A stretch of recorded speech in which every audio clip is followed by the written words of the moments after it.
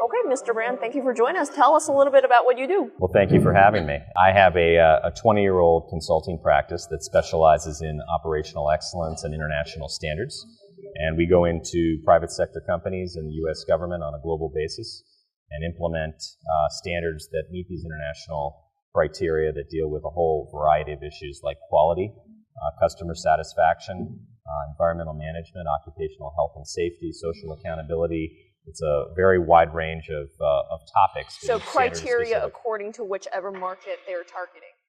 It could be that, or it could be industry specific. For example, I was just having a conversation after our session with somebody that is in the apparel industry here in New York who has a major concern about whether or not clothing that's being supplied to some of the retailers is made with child labor. So there's a social accountability standard that deals with that would certify and ensure that that company in Bangladesh is not using child labor. Okay. And that would be, so you obviously tailor your solution to whatever the client want and whatever the client's market is. That's correct, yeah. And it is, in some cases, industry specific. There's automotive specific standards that we work with. Emission with different countries. That's right, and it could be a regional issue that's a big issue like environmental issues and things like that. So it really is whatever the client wants us to do.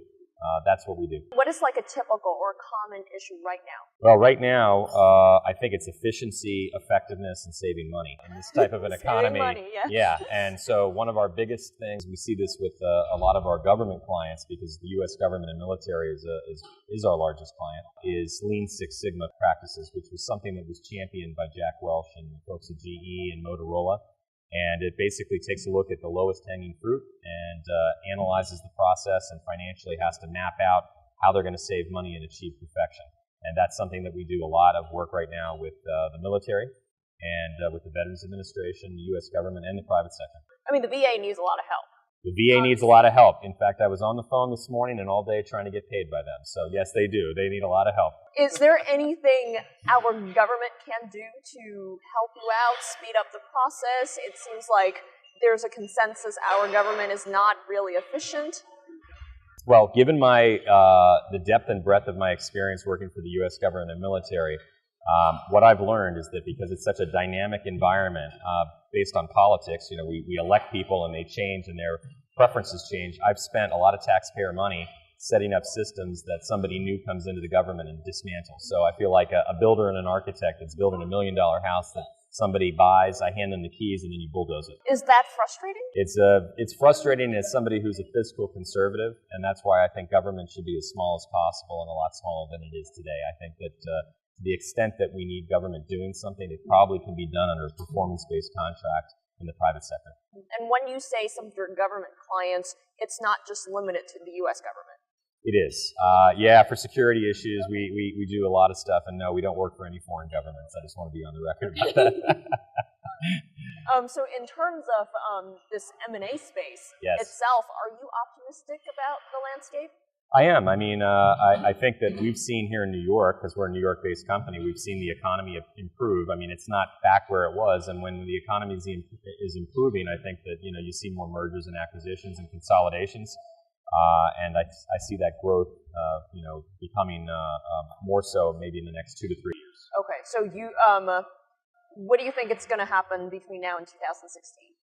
That's a difficult question, but what I see for myself is I see my business expanding and doing a lot more work for the private equity area in terms of operational due diligence and after acquisition value enhancement services, where we go in and help out with the exit strategy.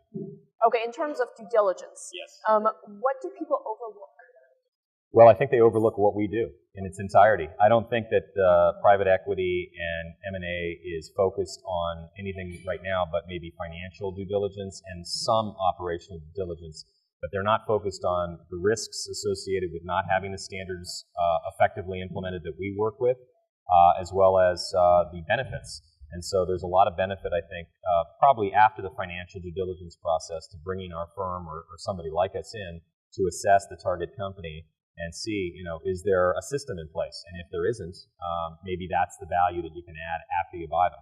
When you said it's overlooked, can I assume there are very few consultants like you in your firm who does what you do? There's a lot of sole practitioners in the United States, but there's very few firms. We have 60 people around the world, and I work on 6 continents, and I've worked in 35 countries. That's not the norm for what I do. And there are major corporations, your 3Ms and your Fords and people like that have people that have my qualifications internally. But an external company that can work with private equity, M&A, and things like that, that's not something that you see very often. And the big consulting firms, frankly, don't focus on what I do. They have other things that they do. In terms of due diligence in general, what do you think are some of the most important aspects? Well, since mine is so limited, I have to answer that in the context of what I know. So not having some sort of a management system that addresses issues such as quality, environmental management, or social accountability, to me, is a real negative. I wouldn't say it's a showstopper on the due diligence side, but it would make me wary of potential risks after I own something, that's for sure. Like environmentalism, that's such a huge topic, yeah. especially for Main Street people. Yes. And, everybody cares, say, does this company care about people? Right. Do you feel business leaders nowadays care about that? Well, that image?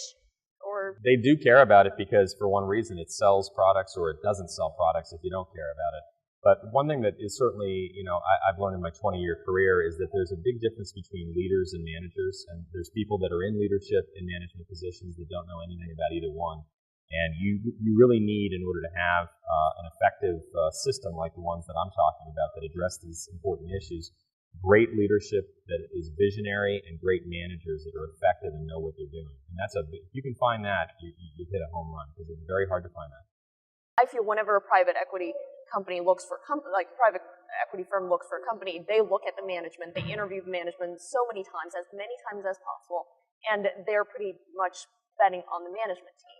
How do you identify a good management? That's a tough question. In my case, when I work with private companies and the government, I'm embedded in their organization for 12 to 24 months. So, I think that a lot of private equity firms, when you interview somebody, they're going to be putting on a dog and pony show, and you're not going to find out who those people are. Until after you've owned the company and it's too late. Whereas, with what I do, I know who the strong people are. I know who's, not really who they say they are, and who's really doing the work. So when you are helping your clients to do these works, how do you balance confidentiality and information flow? Right. Well, the client, which is the party that's retained me and paying me, is the party that gets the information. And that may not be the party that I'm working with. So if private equity hires me, that's who gets my information. On the other hand, if a private sector company hired me individually, that's who my client is, and that's who gets the information. And there is no divulging of any information outside of who the client is, unless they give you permission to do that. Okay. Anything else you want to tell us? No, thank you for your time. Okay, thank you. Thanks. Yep.